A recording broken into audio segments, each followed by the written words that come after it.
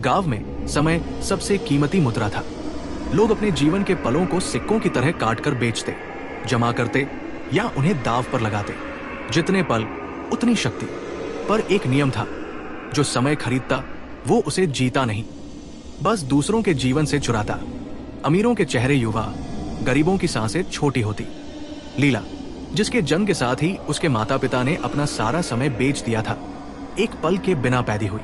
वह छाया की तरह जीती, लोगों की निगाहों के कोनों से चुपके से पल चुराकर। एक सांस से 2 कदम, एक पलक झपकने से 3 शब्द। एक रात उसने घड़ी सांस के गुप्त मीनार में सेंध लगाई। मीनार के भीतर न तंत्र थे, न सोने के पहिए, बस एक विशालकाय घड़ी जिसकी सुइयां उल्टी चलती। उसके सामने एक काला आईना टंगा था। लीला ने देखा, उसकी परछाई ने उसकी ओर हाथ बढ़ाया और उसके गाल से एक झुर्री चुरा ली। आवाज गूंजी, तुम्हारी हिम्मत? मैं वो हूं जिसने इस गांव को समय दिया, पर अब ये सब मुझे वापस चाहिए।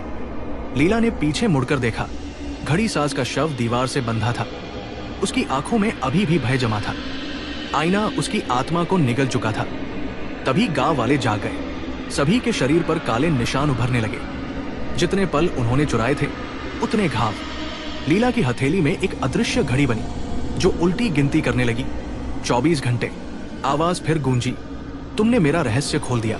अब चुनो, या तो गांव को बचाने के लिए अपने सारे पल मुझे दो, या इस घड़ी के रुकते ही सब कुछ शून्य हो जाएगा। लीला ने आईने में झांका।